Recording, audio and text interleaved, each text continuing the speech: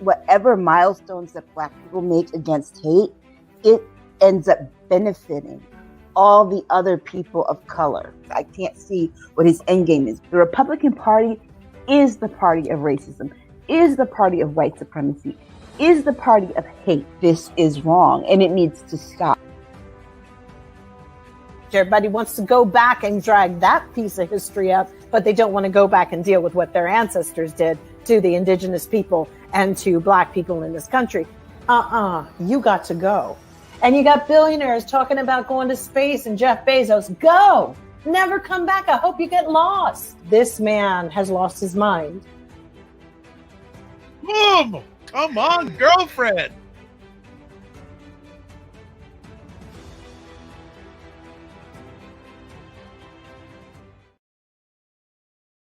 What is up, everybody? It's Dr. Vibe here, host and producer of the award-winning Dr. Vibe Show, the home of Epic Conversations. And I'm the host of Epic Conversations, 2020 Best Podcast News Award winner, 2018 Innovation Award winner given out by the Canadian Ethnic Media Association. Also, I host the only online program in the world for dads and fathers that is sponsored by Dove Men Care. It's also co-sponsored by Dad Central, Canada's national fatherhood organization. And I am the Global Food and Drink Initiative board chair. And that is a multimedia not-for-profit that showcases Blacks in the diaspora that are doing their thing in food, drink, and travel. And we're broadcasting live August 21st. And like summer is flying all around the place. So we do usually on Saturday nights, we have two of the smartest people I know come on the program, Aisha K. Staggers and Jill D. Jones. Hi, smart people. Hello. Thank you. How we doing? Pretty okay. Good. Aisha, are you feeling better? I'm staying the same. I'm not getting worse. So I feel a little congested, but I think I'm getting a summer cold. Okay. Well, for those who On don't top know, of that. yeah, on top of that, like, what else do we need to go on? Aisha did share with us last week that she has been hit by the sea thing. Mm-hmm. So, but she's going to overcome it, and we're happy to have her as always, and happy to have Jill always. And already in the room, Real Dango says, yay! And Jen Myers is saying hello to all of us. Hello right back to both of you as always. Hey. Well, we have a special conversation tonight. Oh, everyone's jumping in. Blue Rains is jumping in. Okay. So I have a feeling that we won't be asking questions. Well, I don't think we'll be asking questions much of each other tonight, but this is a special conversation. All of them are special conversations, but tonight especially. Tonight is Ask Us Anything night. So you can ask us anything. We may not answer it, but you can ask us anything in regards to the two wonderful ladies or myself. We're looking forward to a great conversation. But before we get into it, we need to talk about Afghanistan. Because I thought if we didn't talk about it tonight, by the time we chat again next time, things are probably it's changing on the fly. So, ladies, let's chop it up a bit. What are your thoughts on Afghanistan, past, present, future? What do you think? Wow, it's really first of all, I don't think we ever really should have gotten into Afghanistan the way that we did. We went in there without a plan for getting out. I think that Congress was so into this whole, we've got to show our constituents that we're tough on terror and this 9/11 payback, that they gave a president without a good track record a blank check to go in there. And he went through Afghanistan to really get to Iraq, which was really where he wanted to go. I think over the years that we have tried to do this whole nation building project with Afghanistan and not really surveying the climate over there.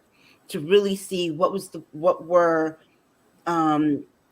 we wanted to do the nation building without kind of looking at the future. What if the American people ended up having a crisis in our own democracy and a crisis with a US president that did become friendly with the Taliban? How would that then impact how Afghanistan would then, the changes that were made in Afghanistan, how would that then impact whether or not the Taliban would rise up again and how quickly it would? So I think that there were a lot of things that could be foreseen, some things that couldn't be foreseen. But I think that with this administration, I think that, I'm sorry, the previous administration, everyone kind of took the ball off the foreign policy because the domestic policy was in crisis. True. I mean, for me, it's pretty horrific what's happening in Afghanistan. But I don't really think that we were doing very much there anyway at this point. I mean, once Trump withdrew let 5,000 Taliban members out in 2020, then what ultimately happened is they just got the band back together, essentially. And we were also pulling, extrapolating some of our men and women. There were other nations that started to do the same.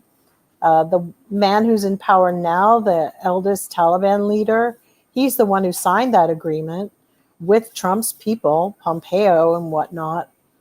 I think it was always set up where Trump was using that move at the last ditch hour because, well, it wasn't a last ditch hour. He knew he lost the election, but he was always going to keep something in his back pocket in case his little negotiations to say that there was voter fraud here.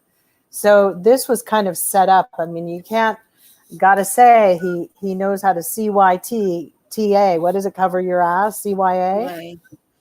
And it was sort of like a booby trap in a really weird way. And at some point, the public throughout the campaigns had been demanding that they wanted the troops brought home.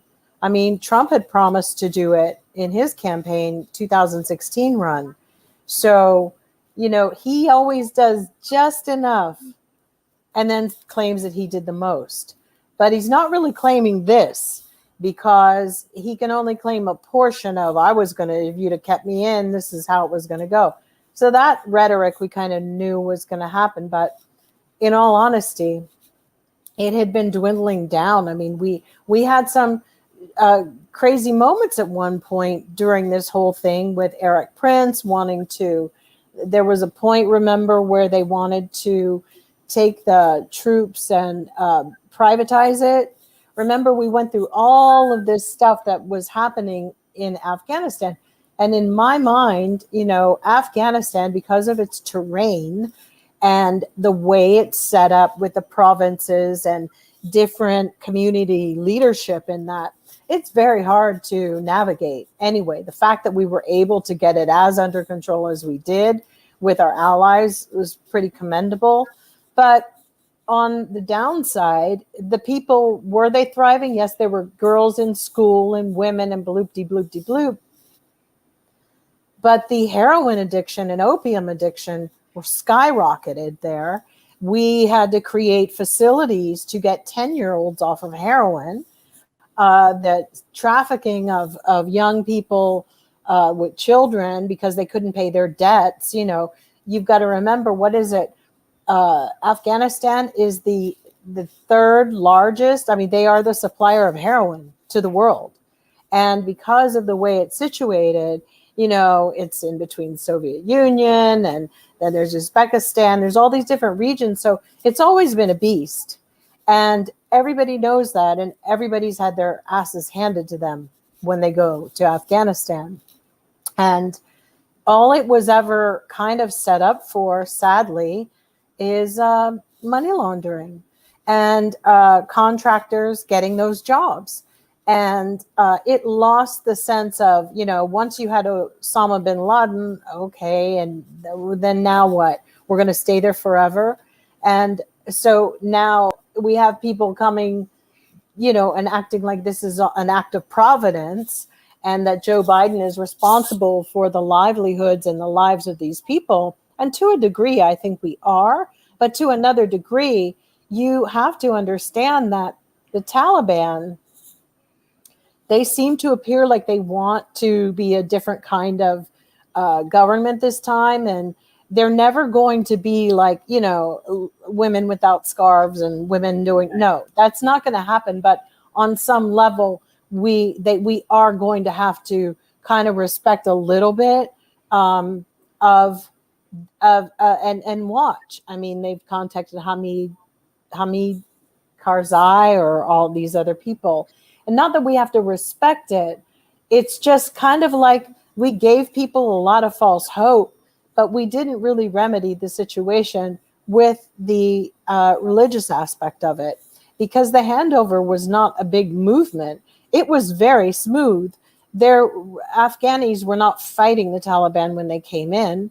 It was really a handover, and it had been in the works for a while. I believe when Trump let them out, they knew that they were back in form. So for me, I think it's extremely sad how to get people out, but I don't know any other way that this was not going to happen.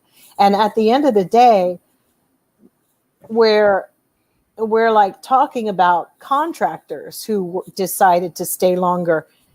The Republicans knew in June, even before, about the translators and getting them out. We had a bill that went through in July, and none of the Republicans, they voted against it.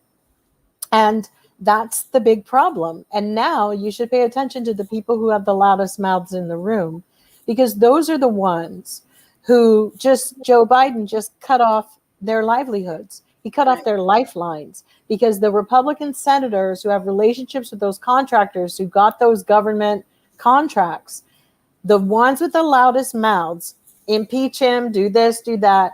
They need to investigate every single one and follow the money, because they are most likely culpable of some sort of crime and getting kickbacks from the contractors that are in Afghanistan. It had become a big money laundering scheme. And I will say that Joe Biden's he's too long in the tooth not to know how the game is played. Right. And I do feel that at this age, having lost his son and everything, there's a point of him where maybe he's just like, maybe he wants to come correct with some stuff at this point in his life. And I don't think there's a money grab here. It was just like, we got to get them out. I made this promise, and they've got to come out sooner or later. I'm going to rip the Band-Aid off.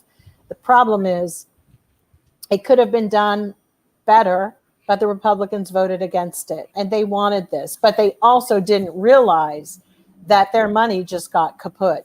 They've been shoveling money just like what they did at the border, and that those contracts, those RFI and RFPs, they belong to their cronies, and it helps their regions and whatever. And I think we all know this now. We've got to really stop the corruption.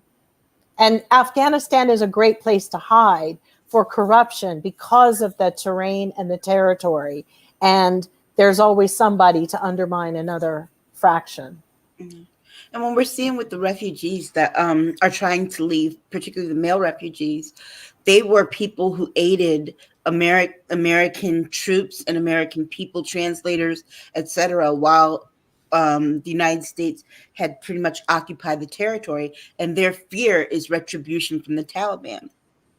And that's why they're trying to leave. Right. Before all of this, before the Taliban really digs in with their form of government.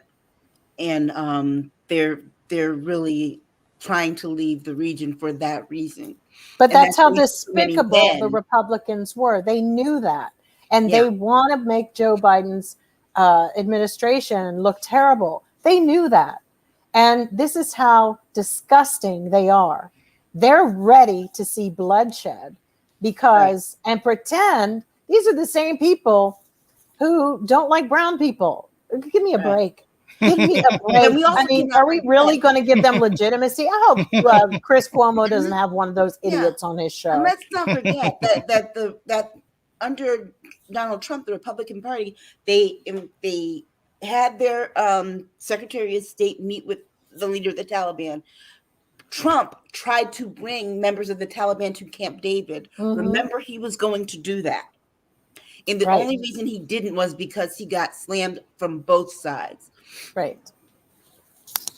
Well, let me ask, could Biden have handled this better? Like, a lot of people are raking him over the coals saying, yeah, why did you pull out so soon, et cetera, et cetera. Does he take any blame? Could he handle this any better, or could have handled this any better? Well, I think that he probably could have had, he could have maybe had some warning in the beginning if there had been a smooth transfer of power going back to November when the election came out the way that it did. Since he has taken over, there has been one thing after another on this front that I don't think, and he's had so many people in his administration that are Republican holdovers. I don't know why he has them. I don't know that they're doing him any good.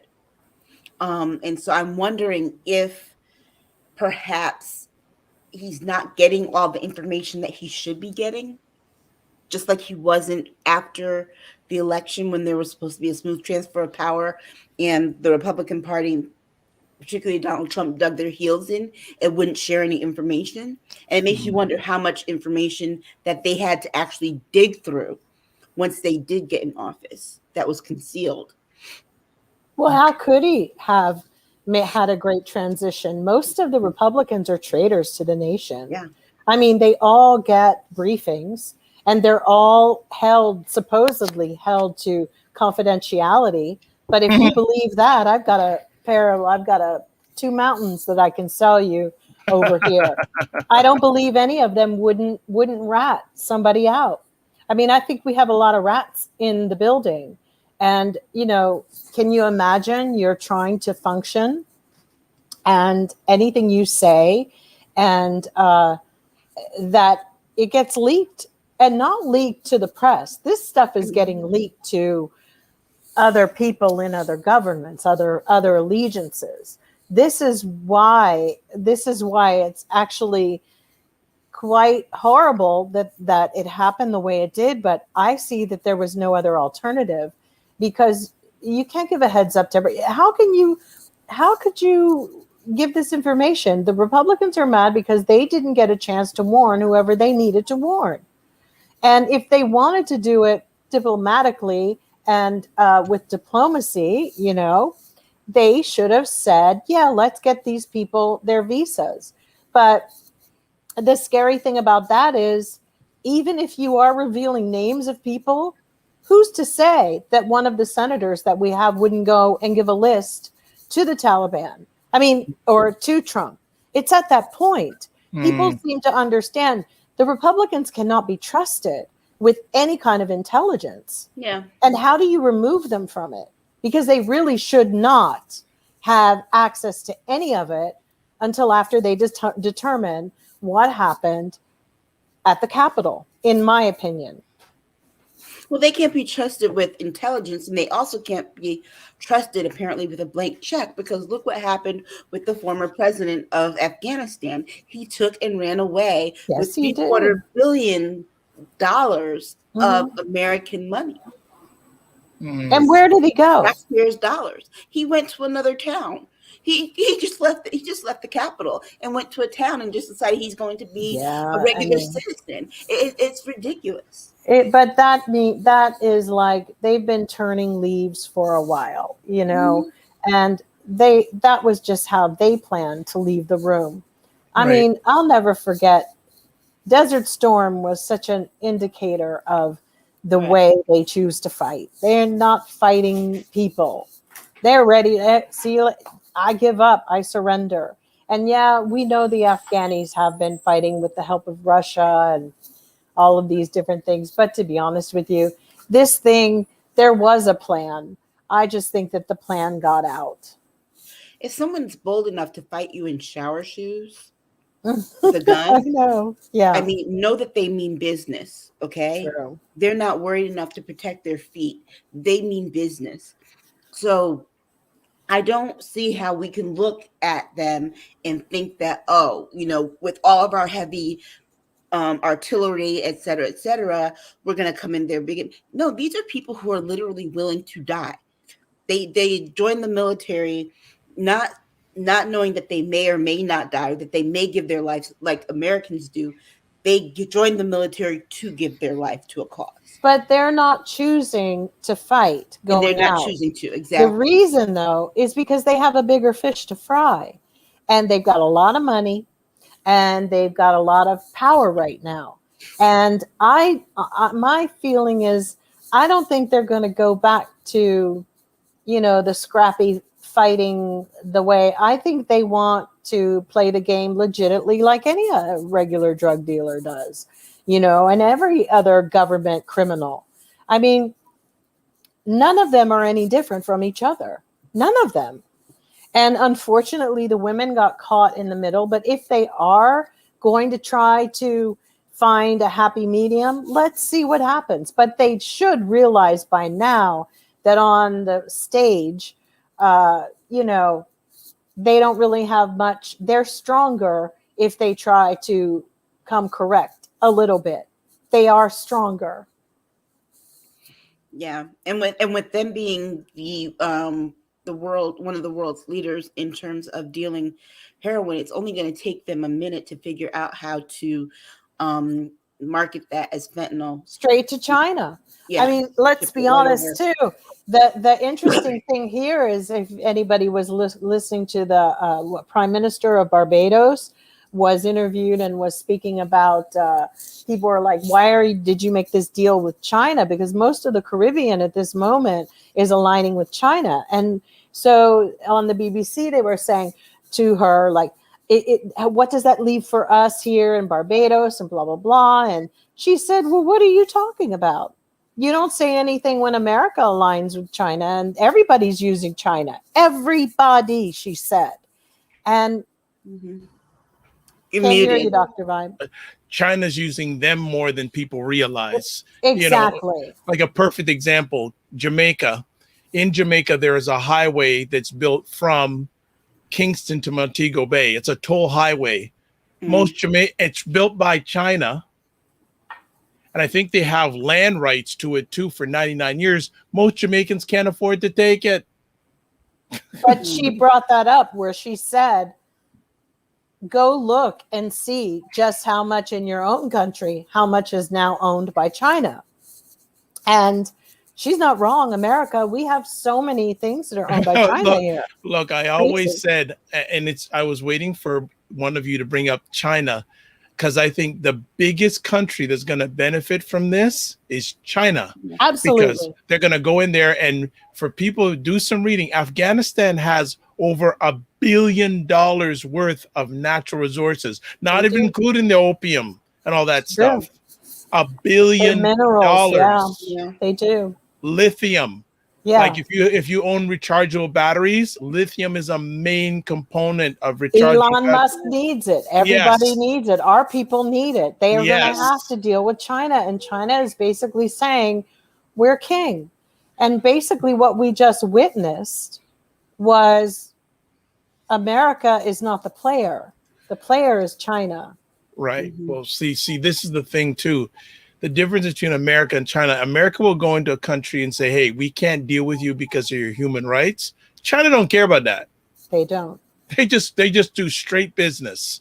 And the Afghanis don't care about the Uyghurs, that what they're doing in China to them. Because you see, there's different allegiances in all this game, and it's money is the name of the game. The interesting thing is too, I know that everybody wants to know, well, what does Joe Biden do? What is his foreign policy on this? But I do believe it was smart to back away, because you could to just get out, because the reality is that with Pakistan, China, and Russia. Well, that's another thing, and all the weaponry and secrets that are left there that Americans are running away from, Pakistan and especially China are going to benefit huge from intelligence. They are. So just comments wise, let's check in. Real Django saying my disgust for the Republican Party has gotten to the boiling point because of all the crooked, distasteful things that they've been doing since Obama's presidency. Absolutely. They're all a bunch of rats. He also says they're an embarrassing example of a political party in America, Jill. Blue says Republicans are using this situation to deflect having to answer to the insurrection. They do not care about Afghans. True, they don't. Real Django, I just wish, I think probably saying wish Pres Biden would just not have thought to pull out the military before pulling out American Afghan civilians first. They were contractors. They're not regular civilians. Right. They are people paid by their mercenaries. They're all of those. So that puts me to the thing of like, because I had Tina Marie, when I was younger, had a sister whose husband got a job in Iran. And there was a point in the 70s when we had to go to the airport and pick up Pam and her husband. And they were going to see them because they were being moved quickly out of Iran. That's what it is. Ain't nobody sitting up there, because the people who fell in love with Afghanis and live there and have family, they're going to stay because of love. Contractors stayed there. They knew ahead of time. They've always know when it's coming down. Do not be fooled that it's just your regular ham sandwich white person staying over in Afghanistan. There might be a couple, but you were given notice. You saw the writing on the wall. We got a few translators out a few months ago and they're here. So you cannot tell me that you didn't know. We are talking about contractors who were finishing up whatever they were doing. Now, I don't know what that is, but don't for a second go down that rabbit hole until they identify who they are that didn't get out, because the people in the embassies did.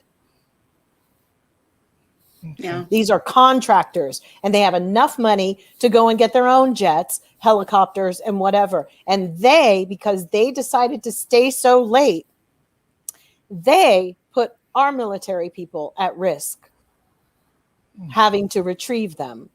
The only thing when Joe Biden said for us to pull women and children and whatever, that was something that they were told to do. But the contractors who stayed, what were they doing at the final moments? What the hell would you have to do so important that you didn't think 2 months before? You knew the deal was signed in December of 2020 that you didn't say, I got to get out of there.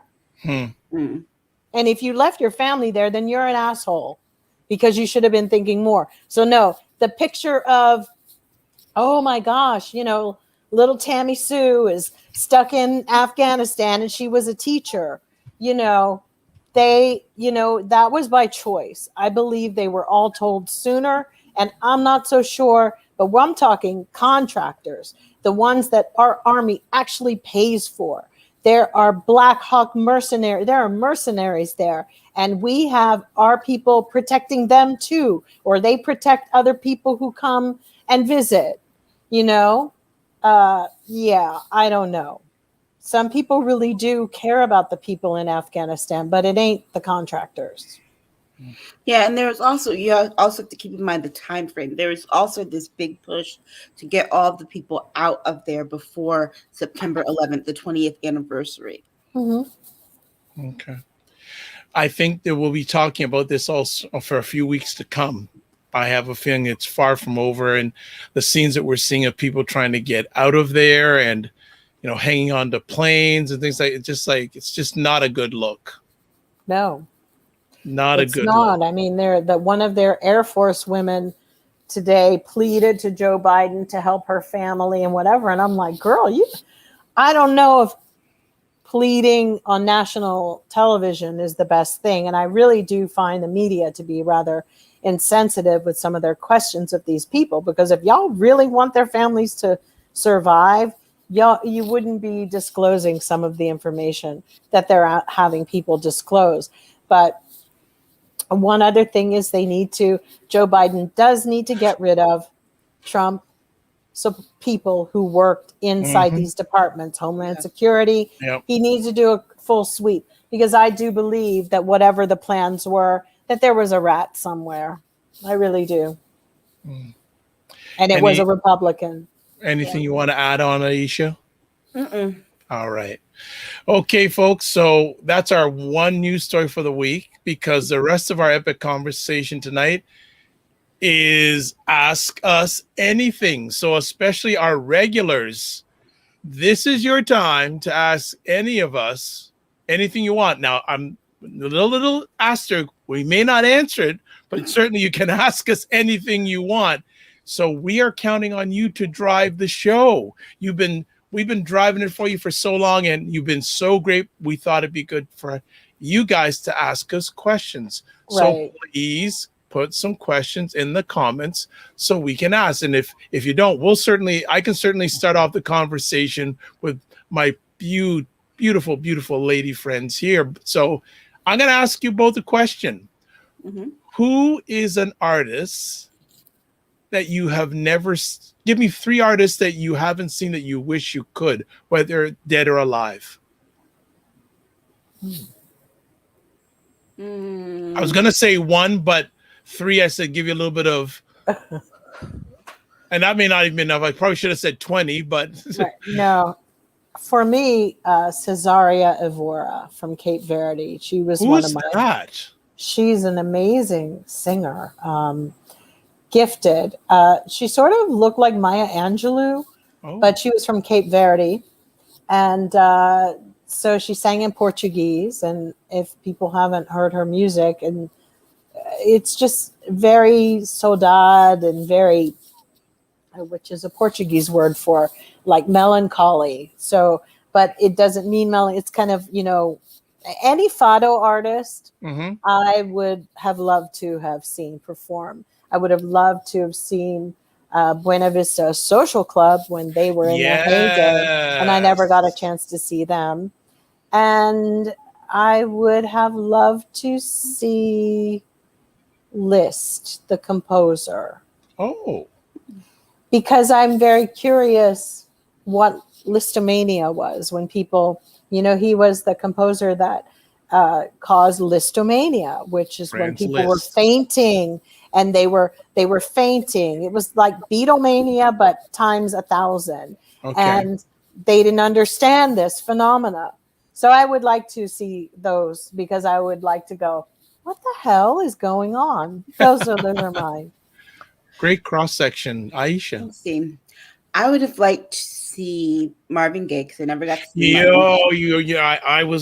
would. If you guys asked me, I would have said one of the 3 there. Yes. Never got to see him. Who else? I never got to see Michael Jackson at all when he was alive. Oh, wow. So that would have been interesting for me to see. He was good. Who else would I want to see? I think I would have liked to have seen Parliament in like the 70s when they had the mothership on the stage. Yeah. Yes. I think that would have been crazy. And ladies, you can ask me questions too. So I don't want to. Well, what about you? What about me? Marvin Gaye. I would say John Coltrane. Ooh, nice. Yeah. And one more. And it's just limiting it to 3 is so unfair for me. Charles Mingus. Oh, great. Those would have been some great people to see. Okay, the questions I saw Oscar Peterson, Lionel Hampton. I saw Miles Davis live. I saw Miles too. Yeah, Miles was great. Miles was a whole different trip. Miles was a trip, but loved him. He was a lovely person. Yeah, Miles is cool. So we got our first question from the audience. Oh. Blue Rains, you all have such interesting and varied viewpoints. Any plans for any of you to write books? I'm going to be writing a book. I've been saying it for a while, but now I think I've committed to doing it. I think I'm a better suited looking back on things and looking forward to things. Mm-hmm. And I would like to put those together. Because I think now, as you get a little older, I think everybody should write a book, even if not for themselves, because it's so interesting to celebrate who you are, look back at things, the pitfalls, come to terms with them, close the book on them. For me, I think it's right now when we're older should be the romance of our lives, should really be with ourselves. Well put. And just to interject, both these ladies are writers. I am not. So this is an interesting question for me. So Aisha, go ahead. You know what's so funny is that I'm the kind of person where if I can't find anything to read, I actually write it myself. So I have written tons of novels for myself, just for myself. And like I've shared them with friends, like as I read them and as I write them. And you know, I've written a whole trilogy just because I wanted to see where it went. So will I have any of them published? Yeah, I don't know if that's a question. I don't know if I have any of those published. I think I'm kind of ready to move on, you know, because I spent 10 years with those. So probably so. I don't know if I want to write nonfiction or fiction. The fiction ones tend to be honest, the fiction ones take more time and more energy than the nonfiction, because nonfiction, it's fact, it's history. You go into it. It's not a world you have to live in. You just report basically what people have told you, and that's that. With fiction, you actually are creating a world, a story. You're creating characters, and you kind of sit and live with them and Right. see a world, a make-believe world. So Blue Rains is saying it's time to get them published. True. I think for me, I think it's just a little harder because to pin me down, you know, I am kind of opinionated, but if you've noticed, but my opinions can change. That's the one thing I do like about myself. I'm always open to, I'm done with that belief system. It's interesting. You know. I'll just excuse you. You're very honest about that. And it's very true, because in the last few months, your thoughts of the Democratic Party have swayed. They have. Yeah, I think I'm a fair person. I think I try to see things very balanced. I don't think one side is all 100. But yeah, I mean, if you're doing dirty, then yeah, I don't like it. Yeah. For myself, a number of people have asked me this, and I was very close a little while back. But if I guess I will have to write a book. But what I'm planning to do, and myself and these two wonderful ladies, we've discussed of publishing a book of some of our best conversations. So, family, if you think that's something that you would like to get in an ebook form, please tell us in the chat or contact me. But we've chatted about it lightly, but certainly your feedback, as always, would be very valued. Myself writing a book about my own story. Maybe, but I'd probably have to get a ghostwriter, because for me to sit down and do it, it would be that where I'd have to like dictate it and someone put it into book form. But I think the time is coming, because I've had an interesting life online and offline, and it's interesting this year. I've been interviewed so much this year, and just very, very interesting. And people want to find out from some reason about this black shiny head. So I don't know. Blue Rain says, I think that is a great idea. What else about you?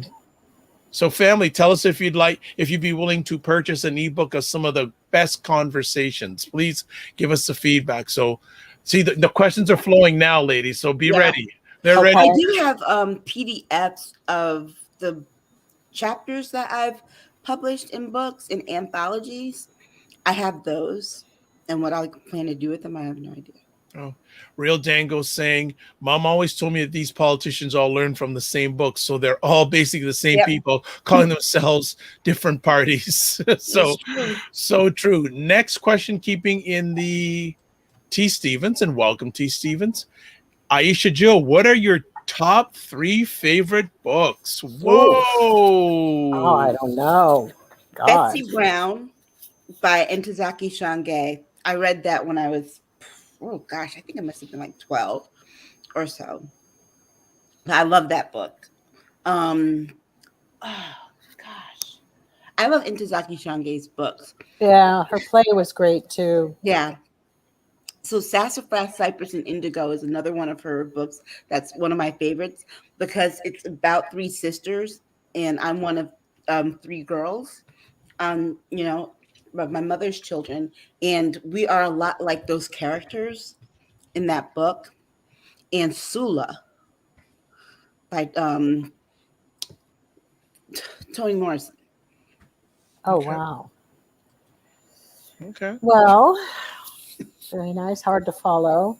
I mean, I know there's so many and it's hard for me to put them all like in one go, but there's a book I love, To Kill a Mockingbird. Mm. That is just a great book for me.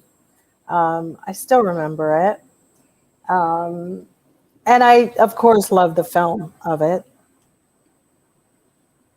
I thought Harper, I don't know what her personal life was. And sometimes I don't want to know sometimes with some of these writers, I just love that I went on this journey and it just had that whole small town feel that was so much like my town growing up, with some of the crap that went on.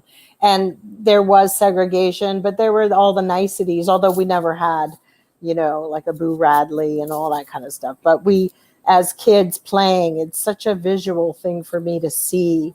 I can see it outside of even, seeing the film. There's also a book that I'm really like, I take it everywhere with me. And it's a book by this German philosopher, really, called Richard David Precht. And his translation in English, he's only done like a few books in English. They've been translated, but I really love it. It's called Who Am I? And If So, How Many? Because it's really Precht Wer bin ich. It's called Wer bin ich, and I can't really pronounce it, but I'm always like reading certain things and trying to get better at German and doing the translations. One thing I do wish that sometimes it's easier when you don't know a language and you take a lot of time to get something translated. I actually think you live with it more, but it's basically about ethics, morals, decisions that we have to make as a society, as a culture, as a people, euthanasia, stem cell research. I mean, it's all the problematic things that I love this book, and it really, calls us on the carpet. And then another book that I always seem to have, and I think it's really just, it's called The Art of Seduction. And I can't think of the writer's name. And he wrote another book, and some people don't, let me make sure, and it's by my bedside all the time. So it's Robert Greene. And Robert Greene wrote other books. I know he had another one I read, but The Art of Seduction goes into breaking down categories of people's psyche. And there's the dandy, there's the, different ways that people seduce, whether they are seducing politically, charismatically, subtly, passive aggressively. So he kind of identifies everybody into these shapes. And some people, I've had a few friends who go, this is a disgusting book because it's teaching you how to, I was like, what, seduce? But not always sexually. You can seduce people in so many ways. And so the book is really an interesting exploration. That's sort of my trashy exploration, going into, profiles of people. Oh, And yours, Dr. Vibes? Well, there's so many, but three that come off the top of my head. There's a book about men, because I'm very passionate about helping men and fathers. There's a book by T.D. Jakes called He Motions. Wow. That was written. It was written at least 10 to 15 years ago. And then he actually toured for that book. And I had a chance to attend a stop on the tour. And it's really breaks it down about a man's relationship with himself, his family, and other men. Oh, wow. And it's and yes, even though he's a pastor and all that, I recommend it to every man that I'm helping. Say it's a really deep emotion. And also, ladies, read that book. It is a great book to read. And when I went to see the tour, at the end of it was a place that held about 1,500 people.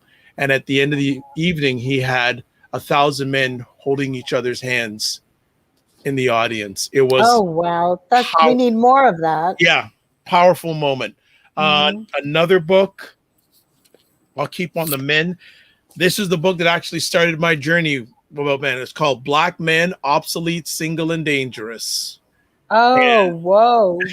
And this book, there's a story behind it, but this book is written in, wow, when was it written? I'll tell you in just a second. 1990.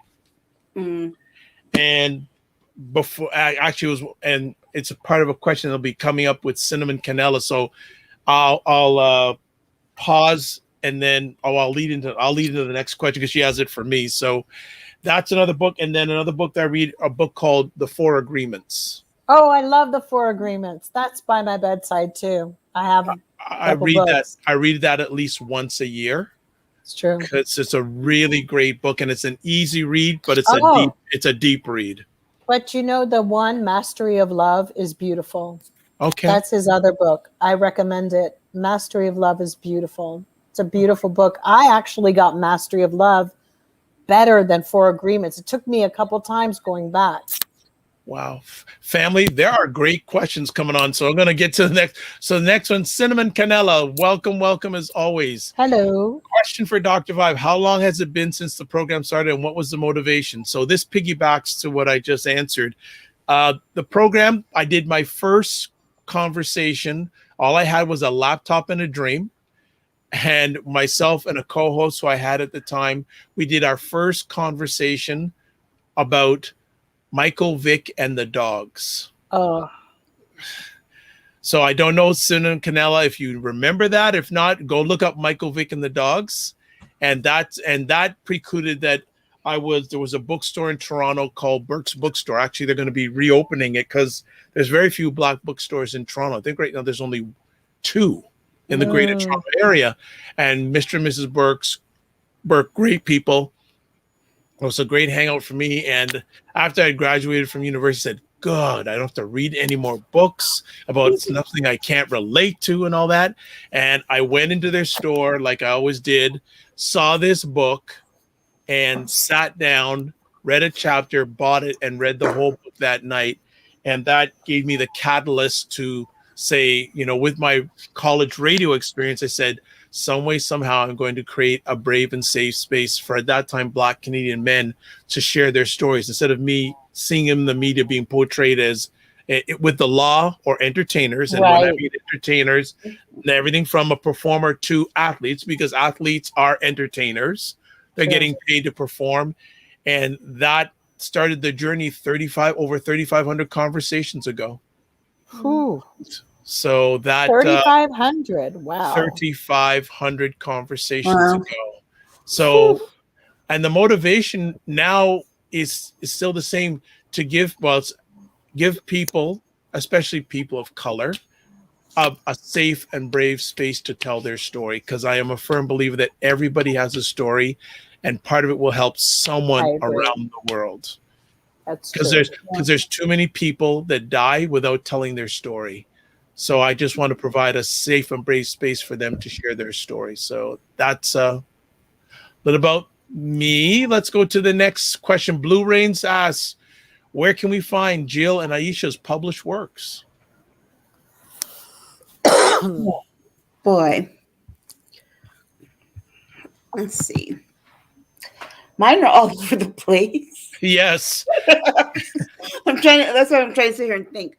I have a muck rack profile, and all my published articles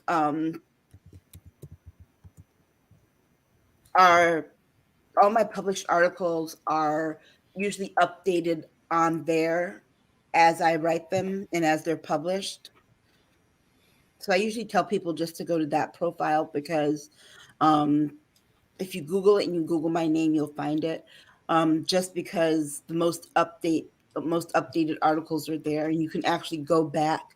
I don't know how far it goes back. I know the number of articles it goes back. It goes back about close to 300 articles. Wow.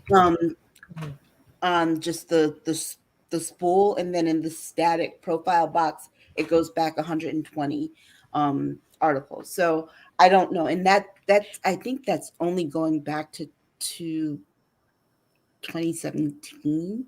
Wow, So it's not even going before that. it's great. And mine, I mean, I write for a magazine called Ubiquist, and it's a quarterly. Every quarter, we put out a magazine. It's a fashion, beauty, art, very international platform. It's in over 300 places in Europe. I know you can get it, subscribe to it, or order it. And I think that we're working on launching it a little more online, or that aspect. But right now, the audience that it sort of caters to are people who still like print, and who still like a beautiful photography and beautiful artworks. And these are with some of the most notable people from around the world on many levels. I've interviewed Baroness Valerie Amos, who was the UN secretary under Tony Blair. Wow. Yeah. And I've done some really great interviews. Quincy Jones. He's a person I'd love to sit down with. Yeah. And then I've done some things from pop culture to charity. John Rose, who was the founder of Waves for Water, started by putting water wells in Haiti during that other earthquake. And that's another thing we could have talked about Haiti tonight, but wow. I know. So yeah, that's where my stuff is at the moment. And I'm really considering putting them up on something like a muck rack. I'll talk to Aisha and ask you to tell me how to do all of this, because I kind of really like stepping outside, and I like hearing stories. I had this one woman, Michelle Saunders, that I interviewed, and she was like a big, in the old school days back with house music at the garage. Yeah. And Michelle is this beautiful French Epicurean, essentially, because she loved dancing, and she'd be at the garage, and then she'd cook these big meals for people in New York after you'd been partying all night, not leaving until like 11 in the next morning. You wouldn't go to the club until 3. Now, Michelle, and so finding those wonderful characters and those people to tell their stories, and the magazine is just full of really exceptional people. I have a new one coming up with Isabel Colombo, who is a African American. No, she's French African, but she lives in Harlem, and she is a painter, and she does these amazing portraits of Black women and men in settings that we don't ordinarily see historically. So where you would see maybe Marie Antoinette, it's going to be, a beautiful Black woman, or just putting them in the finest of luxury. She's a fine artist. So her paintings are in museums. And then I also just did an interview with Drina De Niro, who is an actress, producer, and she has an amazing little a short film coming out that's dealing with with identity issues, like this new identity culture that's going on. And the crazy thing is, Drina had made this movie years ago, and the festivals just sort of wanted it back. So that's kind of what I'm doing. I'm just finding, and we've got old school photographers like Jean-Baptiste Mondino and old designers, Sophie Tallet. I mean, it's really a gorgeous magazine. So enough about me. So. This is the only place I vent my politics, you know. Well, see, and you're reading my alleged mind. I'm gonna say, see, people, there's more to these ladies in politics, okay? Yeah, there's more they do have a life outside of the political reign. What I'm gonna do is I'm gonna take a break right now, and we're gonna come back with some more questions. And yeah, everyone, thank you so much. There are really good questions, and because we're sort of ping-ponging about should we do this, and you're proving us right. So I appreciate it. So we'll be back in just a moment, and we'll come back with some more questions on state of things with Aisha and Jill. Ask them anything. And they were concerned. I know they said, oh, what are they going to ask us? You've been behaving yourselves, family. Let's see if you're going to behave yourself for the second half. Hold tight. Go. So ladies, what is going on? Just that he needs to get it together. Sick of that. I am sick of it. Something is seriously wrong with you. Is that, I mean, why is he still there? She shouldn't be near Congress. You need an exorcism, because I don't know what is wrong with you people. It was so powerful. And I really wish everybody would stop bowing down to this. What is he talking about? This makes no sense. They know they are not the oppressed party, but they love being the superior ones, and they want to flaunt it. So it was always made political, particularly for people of color and the LGBTQ population. We end off every episode with a cockroach. This episode's cockroach. Everything.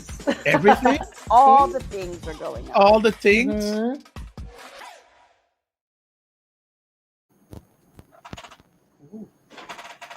That light's kind of bright, huh? Oh, here we go. We're back.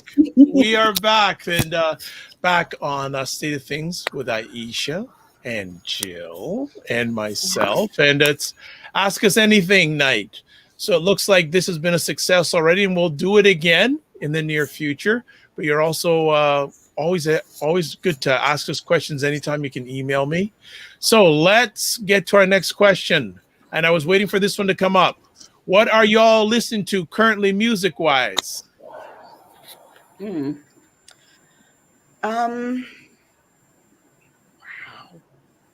I think I've gone back to really re-listen to some of the 90s music, because I was in my early 20s in the 90s, and I was in my mid to late teens and then early 20s.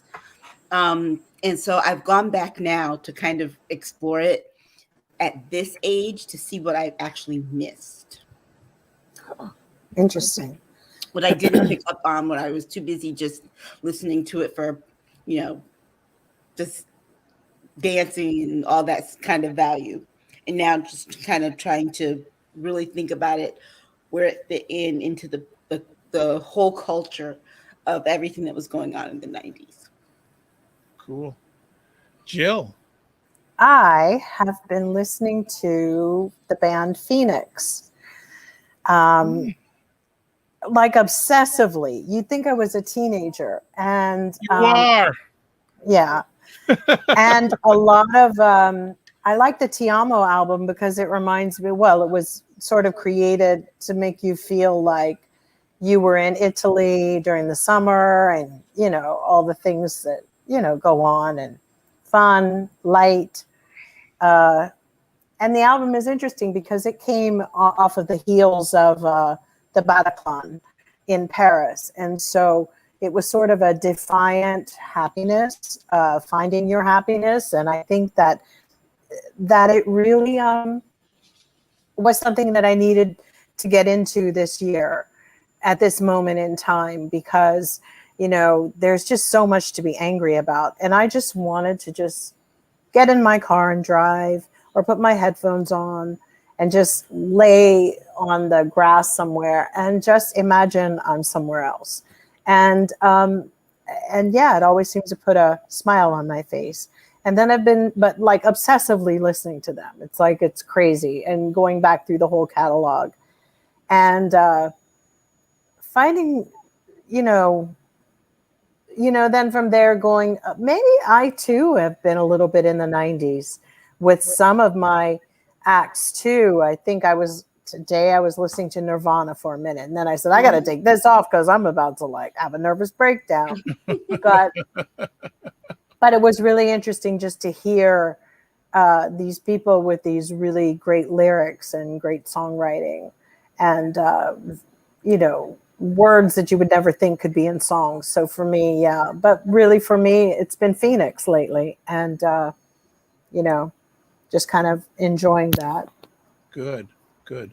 Well, for me, this is the kind of stuff I've been listening to lately.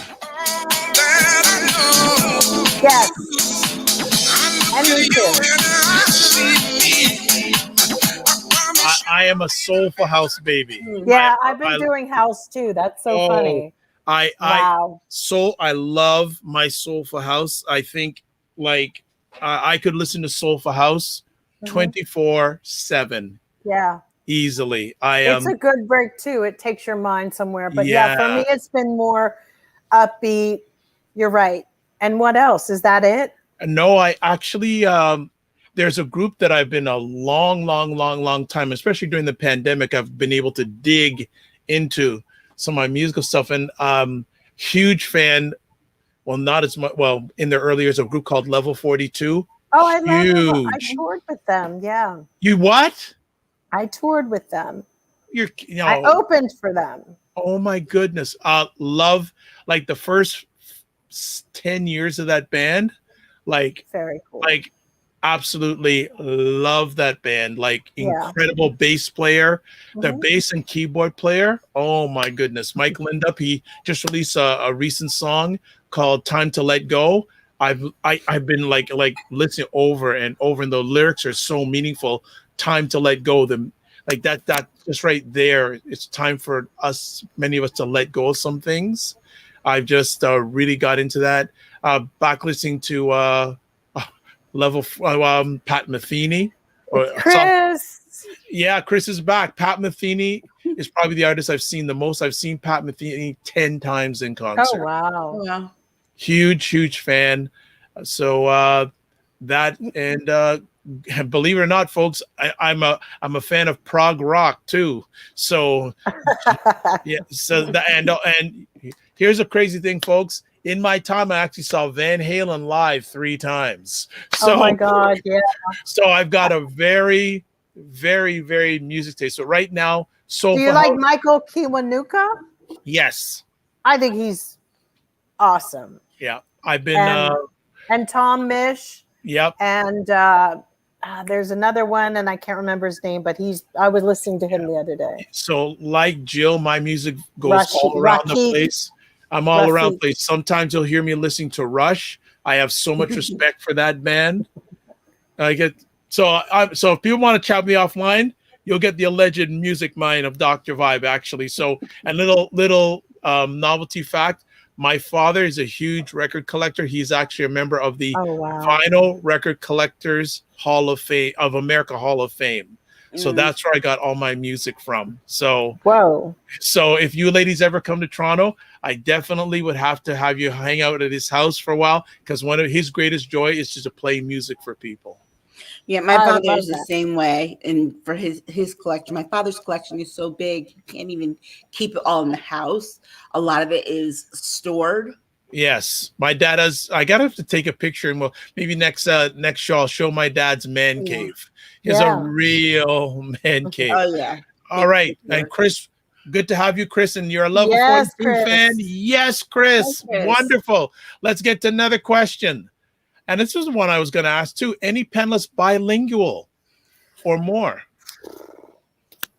Everywhere I've ever lived, I think I pick up a fraction of something that's going on just to get around and move around. But to for German, I think I'd have to spend my rest of my days trying to learn that. They've got so many words. Italian, a little bit. I was living there for a while at one point in Rome. But the Italians let you do, it can be so bad. It's such a beautiful language. With all the different boyfriends I had from different countries, I should be like speaking about, I don't know, I should be working at the UN my own damn self.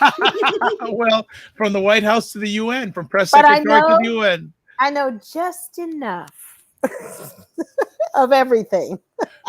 And I'm very hesitant to know what you know in each language. Well, I mean, it's true. And French for sure, but it's mainly more my ear has picked up. I can watch TV shows and know what's going on. What's really weird though, is I found that as you get older, you get less musical in your ear with certain things. I can't remember damn lyrics to people's new songs like I did when I was a kid. On the radio, I'd be like, the hell is my daughter listening to? Okay. But whatever. Aisha, yourself? I can read Spanish pretty well. Okay. It's because it's one of the Romance languages. I have very little trouble going between that and some of the other ones in print. Okay. It's the speaking point. If someone asks you to like the trying to translate. Yeah. However, I can manage. Yes. Enough to get by, but reading it, I can read it very well. Well, Catherine, Andre Simone's wife, Catherine Copeland, we have this thing now, funny enough, through the pandemic, where we will only speak German to each other because on the phone or whatever, because she speaks German. But, it's like, who do you speak to? Like and then my daughter, her dad speaks Farsi and she speaks some, it's like, it's weird. It's like when you don't let your kids like speak it all the time with you, sometimes they'll end up with the baby version. If that makes sense. It's like, because there are elevated levels to the vocabulary and language, but yeah, with my daughter. So I picked up some Farsi as well along the way, because I was living with my in-laws at one point when I was younger, just had the baby. So I heard a lot. Man Raftam, let's go.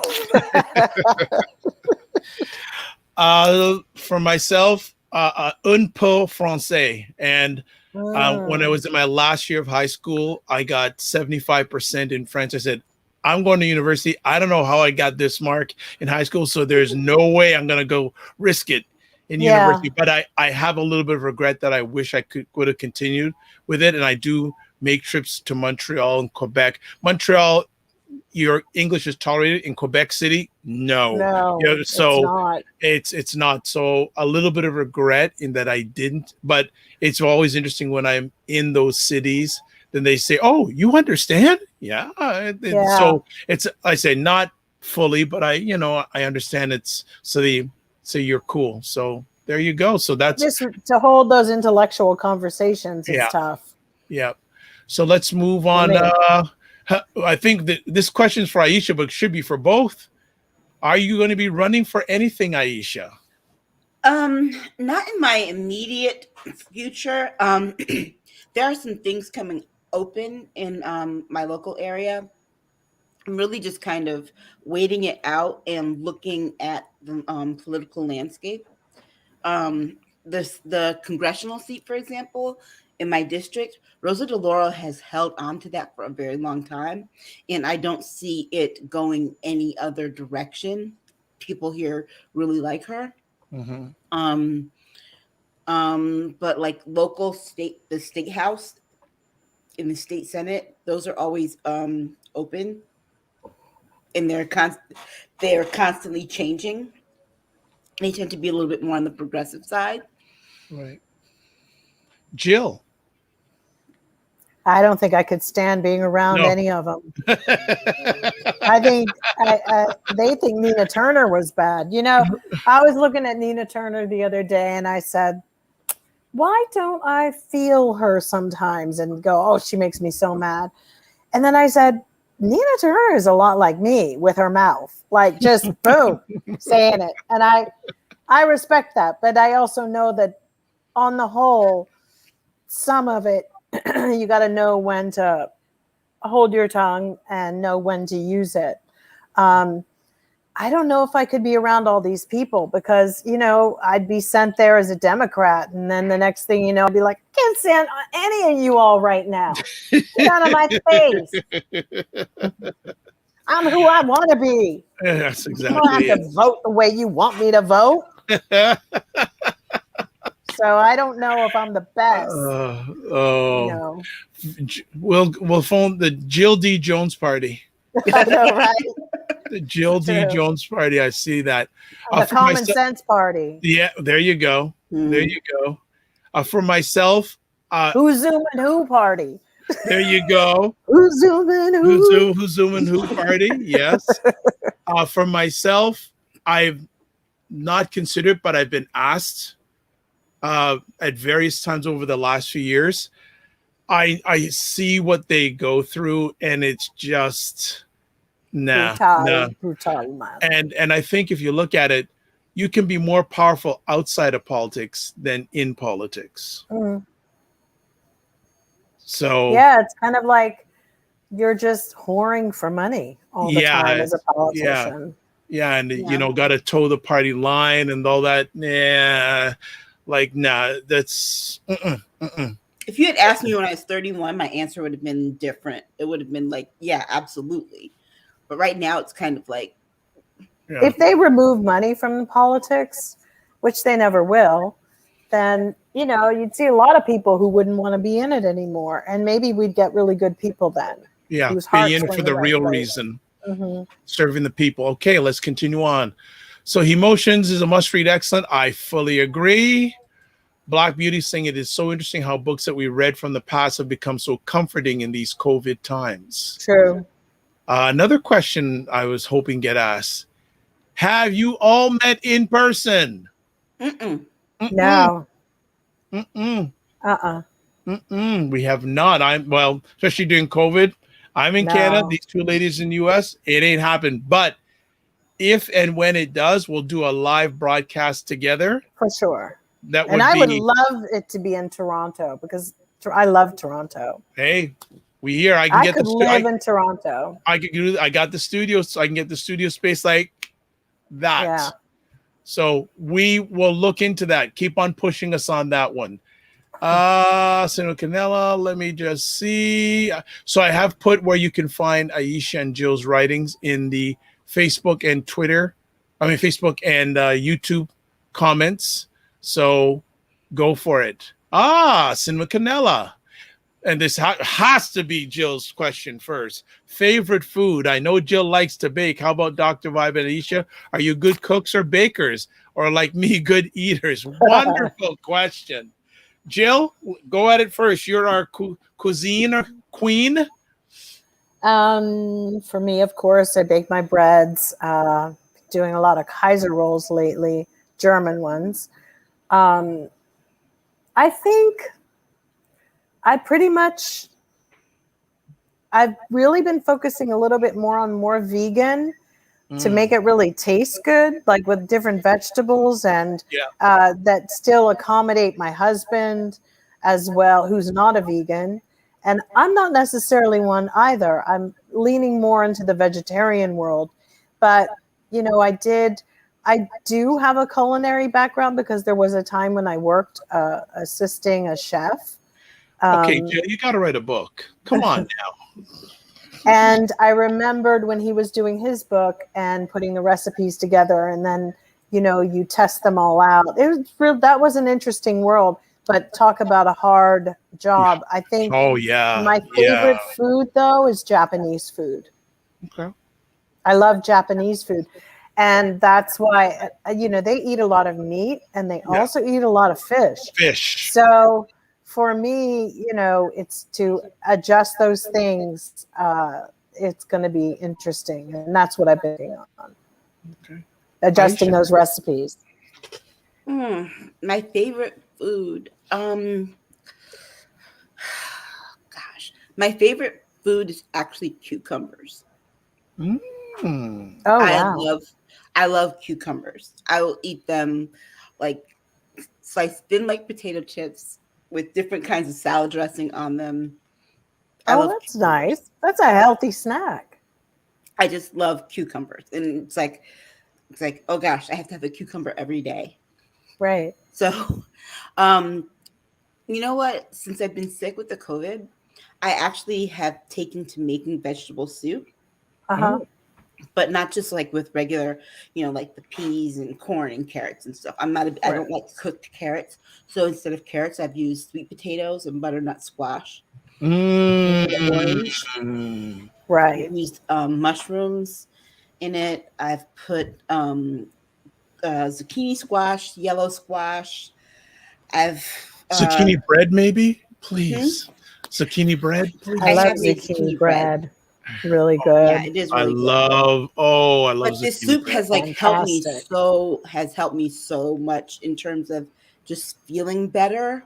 Mm-hmm. With all the vitamins and things in it. Of course, I have green beans and peas and stuff in it, and then I have ginger in it. Okay. I've been using that ginger like crazy. Um, but yeah, I do cook. My family, however, does not allow me to cook because there are so many cooks in the family. So, so it's like usually when we have like dinner or whatever, it's like you bring the drinks or the bread or something like that. So I don't Oh, get to, really? yeah, I don't get to cook. I don't get to make the macaroni and cheese, and my macaroni and cheese is actually really, really good. And that's something I've never I don't got get the to. loving for, mac and cheese. I I've, think it's a real American thing. My husband doesn't like it either. I'm not They feeling, don't but understand it. Pasta, yeah, yes. Right. I don't know, but maybe if we ever meet Aisha, you can change me. I Yeah, did make it's something very cool. You might like this. It's 6 medium carrots with 1 orange, Mm-hmm. 2 spring onions, 30 grams of walnuts, 1 teaspoon of dried chili flakes. Your carrots should be like 450 grams, by the way. 3 tablespoons of EVO, a juice of lemon, and some flat leaf parsley and sea salt and whatever. And so when you shred the carrots, you shred them and then you basically chop everything fine and you put it together and make basically a salad. Add a little bit of like cumin and a little bit of harissa. And it tastes like Moroccan food. Nice. Because when you make sure you have the orange and you slice it and get the white part off and put it in there, it's an incredible salad. And even throw a few raisins in there and put it with some rice. It's ridiculous. It's see, I so can't have good. it because the fresh citrus. Oh, right. Damn. Well, And what about you, Dr. Vibe? Sorry. I no problem. It's interesting. Over the summertime, I've been going more, less and less meat and protein. Been Yeah, eating a that's true. lot of salads and twice a day I'll have like some fruits and some nut. Like in the morning time, I'll have some fruits, nuts, like walnuts, and then in mid afternoon I'll have a salad. And I still do the Nice. protein stuff. I love my fish. Every once in a while, I have a steak. I love to barbecue. Love Right. to barbecue. I barbecue all year round. And I was even up to last night.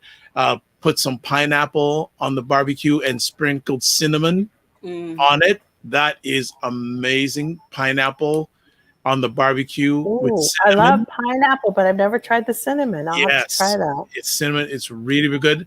And just I love to cook. I really do. And for people say I'm like, for me, TV wise, I'm a huge Food Network fan. Huge Yeah. Food Network fan. I love, like, more than anything else, I love my Food Network stuff. I love MasterChef. U.S. folks, U.S. MasterChef is okay if you can watch MasterChef from Yeah, England you're or right. It's Australia. really good. Yeah. that's a whole different level of what home cooks are doing. It's a whole different Crazy. level. What you sent me is Yeah, crazy. it's just like, so there you go. So let's move on here. Yes, Chris is back. Chris is back. Yes, Chris. Level 42. Yes, I yes. see that Black Beauty asked us what we did on got a our question downtime, here. right? I got Black Beauty's asking, ladies, how do you relax and wind down from on a stressful pandemic news-filled day? Good question. I watch my murder shows. And I watch HGTV. Okay. It's like I watch Dateline. Yes, I'm a Dateline fanatic. Yeah, even the Datelines, even the ones with Tamron Hall, the Dateline fanatic. Yes. No, I love on TV. I go to TV One, and I watch Fatal Attraction. And ATL Homicide is my show. I've become a big fan of that. Those two guys are amazing. They are amazing. They are so good. I love those guys. I've become a junkie of that show. But I'll also watch shows like Bar Rescue. I've seen Bar Rescue before. I love the Bar Rescue stuff. But yeah, I don't watch as much news as I used to because too many times news outlets have their own agenda. So I don't really watch. But having conversations with wonderful people like this is like yesterday. I had 4 hours of conversation just introducing people, and I felt so good after that, bringing some people together that are doing things with the right intent and right reasons. So, and I'm getting back into doing my indoor spin classes again. Good. That's nice. I'm really virtual classes, love it. So yeah, and hang out with family. Yeah. Do those things and just check up on people, because when I have challenges, 99% of the time I reach out to other people and see what's going on in their lives, and most of the time it's 10 times worse than what I'm going through. Yeah. I go sit out on my balcony. I deal with my plants and cooking or something. I mean, which I always pretty much do anyway, but I find that I'm better. I go internal home. I don't really, or go for a walk in nature. I'm trying to do that more, without a bunch of people around, Yeah. So Aisha, this question is for you. Chris is asking, are you prepped for the impending hurricane? Yes. Yeah, I guess. Okay. Is it a hurricane or is it not? You've been very blustery about it. It's a hurricane. I'm prepped. It's gonna probably hit us a little hard. Because we're just off the Long Island Sound, but I think it's gonna hit like Westport, Stamford area toward New York worse because it's supposed to veer west. I think we're gonna get hit in hard and heavy with a lot of rain. So it came in, and then it's just gonna go. Yeah, it's supposed to hit Long Island like really heavy and wreak havoc in the Long Island Sound. So we'll probably get the heavy rains. Like veer west, so it's gonna probably hit that tail end of Connecticut really bad. Crazy. Good. So yes, I'm somewhat prepped in terms of, do I have medication and water and all of that? Yeah. Good. All right, so let's move to our next question. Fabulous questions. Aisha and Jill, you are such strong women. What would you say is your biggest strength? I don't suffer fools. That is honestly, I had to grow into that, but that's my biggest strength. I'm not afraid to be wrong about things. I think I'm not afraid to anymore. I think earlier, being younger, failing was like, oh my God, but I think I'm not afraid of that anymore. For myself, I've been told I'm a great listener, and that I listen with my head and my heart. And because a lot of people don't feel respected in this world. And one of the best ways you can give respect to someone is listen to them. So I've tried my best. And like I say, I've done this over 3,500 times, and I also do it a lot offline, helping men and other people. So that's my my greatest strength. And the reason, probably one of the reasons why, is when I was growing up, my dad was a public school teacher, and I told him My that. mother too. Yeah. And I told him after a few years, I said, Dad, I feel more like a student than your son. Yeah. Oh, interesting. And he said to me about 10, 15 years ago, you said, son, you are a better listener than I am. You have taught me how to be a good listener. Oh, that's so sweet. And that's good that he learned that. Yeah, because I said, well, Dad, you're just used to telling people what to do and not listening back. Right. But he said, yeah, that would I say the listening thing. So let's move on here as we begin to write down, because we could go on for a while here. Aisha, you would be great in the political arena. Rosa DeLauro is about 90. She's tired, and a good reason to have term limits. Exactly. Yeah. You should do it. Yeah. I mean, I'm happy that we finally got rid of Chris Dodd and Lieberman. I mean, look how long it took just for us to get to Chris Our Murphy. whole lifetimes. My whole life. I mean, I was know. like in my late 30s until Chris Murphy and what's his name? Oh gosh. All I can think of is him formerly being our attorney general. I see his face, but the other guy. Okay. until they actually were able to take over, Richard Blumenthal, until they were Right. able, Blumenthal. Okay. Oh, yes. until they were able to get their seats. I mean, they people that were in for like 36, 33 years. Okay. There should have been term limits on that. All right. No one should be there for a lifetime. So before we have our last question, just want to get some other comments here. Blue Rain says, love Dateline, 48 Hours, Snapped, Fatal Attraction. I've also become a big ID fan, Investigative Discovery, lots of stuff. ID and Oxygen. Yeah, and I'm a huge, and there's a guy on Auction now who used to be on 48 Hours, Troy, can't remember his last name. But he used to be on 48 Hours, has a show there that's great. Yeah, I'm a big fan of Joe Kenda. Love Latenda. I think, and the way he delivers his commentary, his voice is just, just amazing. Now, Blue Range, all of them. Yep. And so our last conversation piece for tonight, of course, Chris slips it in. If you weren't in your current professions, what other field would interest you? Honestly, when I was little, I wanted to be president of Motown Records when I was little. Wow. That's what I always wanted to do. Yeah. Oh, that's so cute. Very nice. Jill? Well, I've done a lot of things, Yes. And we find out more each episode.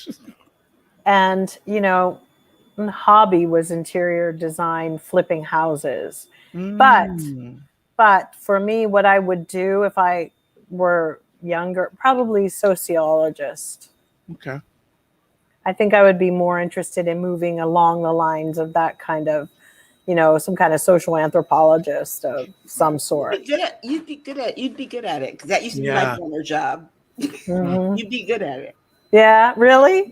Yeah, I agree with Aisha. Absolutely. Damn it.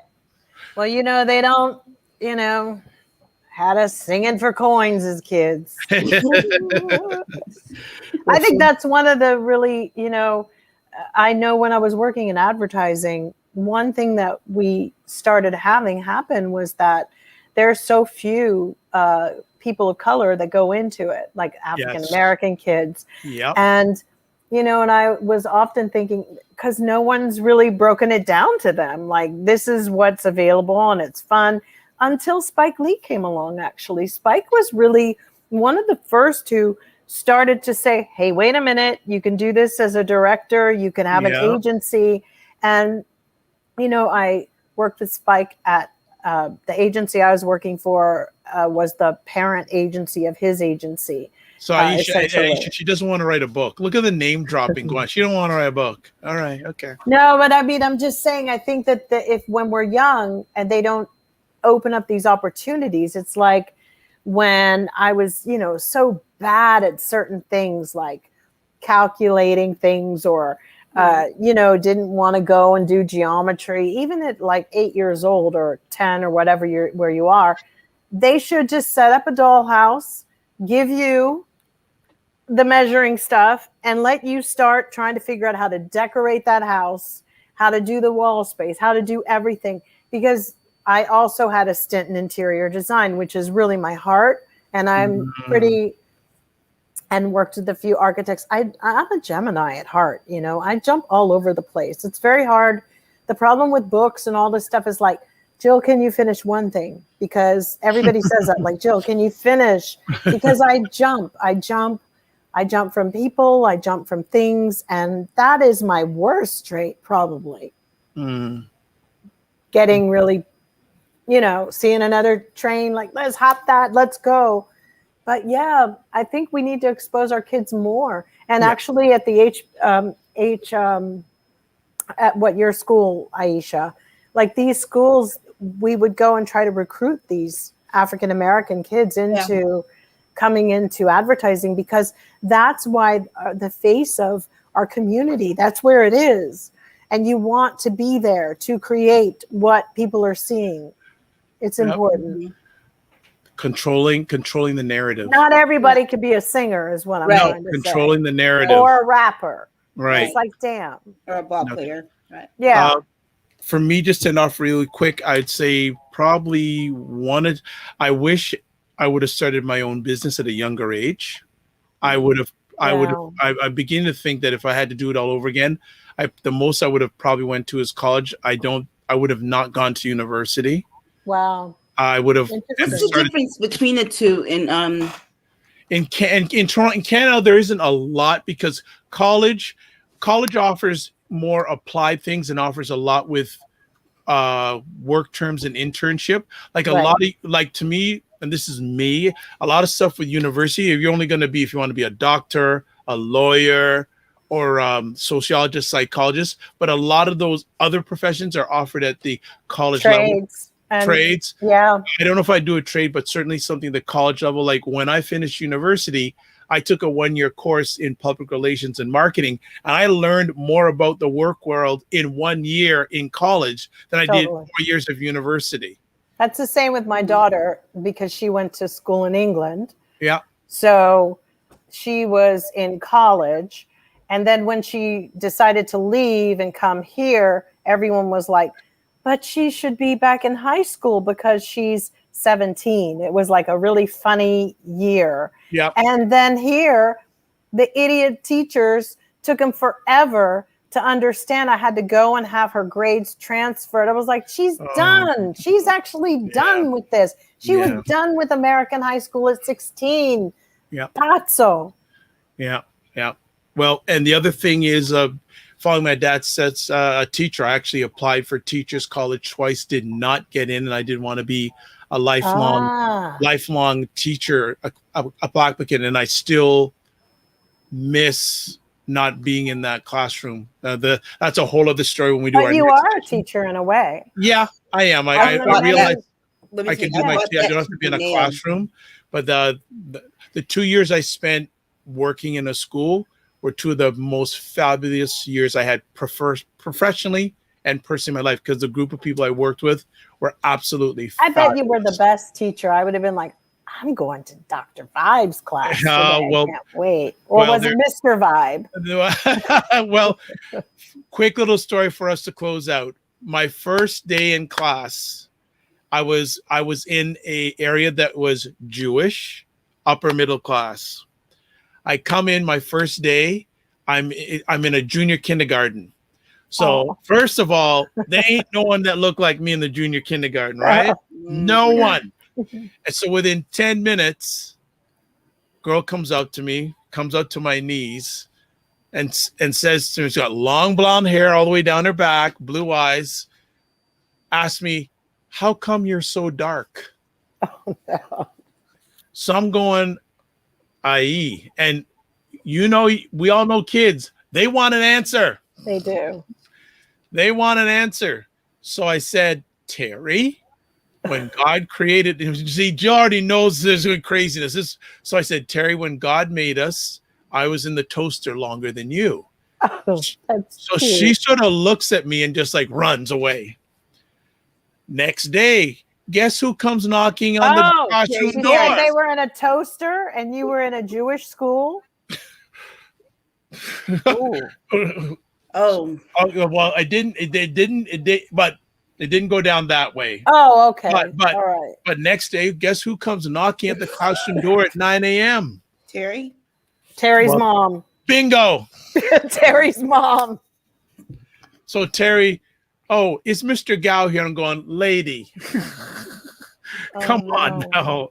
So so I go, hi, how you doing?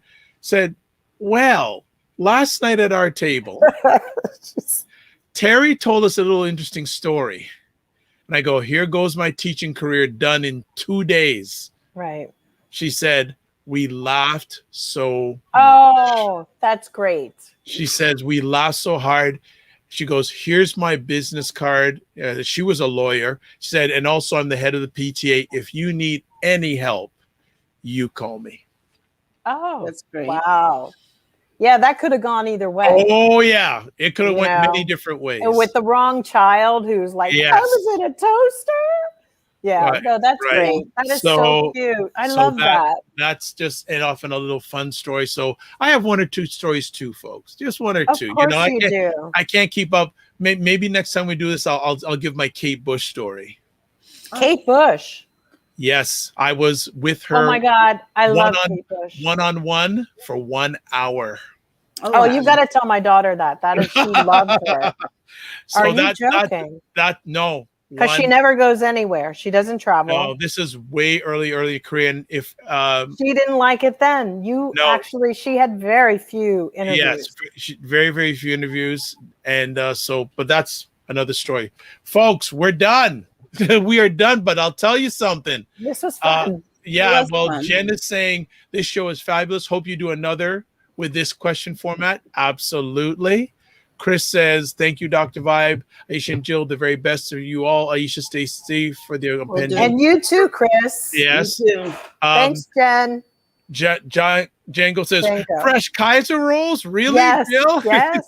I have to send you some. Yes. So there you go. So, folks, thank you, as always, for making it a great time. Kaiser. This is a lot of fun. And yes, we do have lives outside of politics and doing shows. Blue Rains, yes, great show. Thank you. Cinema Canela, also Stevens. Thank you, everyone who came on tonight. And as always, before we close out, we have to say thank you to the two great ladies. Feel better, Aisha. Yes. Hang in there. You're past the 8th day tonight, so we'll all be sending you strength. That's the day, getting over that hump. You'll do it. Absolutely. She will definitely make it. So before we go any further, we close out as always. Ms. Jones, how can people encounter you? Jill D. Jones at Twitter. All right. Aisha K. Staggers. Aisha Staggers at Twitter. There you go. And myself, the best place to get a hold of me is via my website, thedrvibeshow.com. Amazing conversation tonight. Love it. One other thing I want to tell people, you can watch replays of our wonderful epic conversations on the Dr. Vibe Show on YouTube and Facebook, or you can go to my website, thedrvibeshow.com. Let's see. Someone else has something to say before we leave. And Black Beauty says, this was beautiful and thanks for sharing. We appreciate you right back. As always, we'd like to close off with this. Live your life as a dream. If you can dream it, you can make it. Sometimes you have to get smaller to get stronger. Block assumptions and aim bigger, aim better, aim higher, aim wider. Love, faith, and respect. And remember to give yourselves grace. Hey, subscribe to the Dr. Vibe channel on YouTube. Would love to have you subscribe. We're now at 645 subscribers, and a lot of them have been coming on because of these two wonderful ladies, because always get great feedback and views when they are on the platform. So appreciate it and don't take it for granted. And we will be back, should be back next Saturday. And do provide us feedback. If you like this format, we can do it at least once every quarter. And in between, always send us questions. God bless. Peace be well. Keep the faith. And everyone say a prayer for Aisha. We want her back at 100%.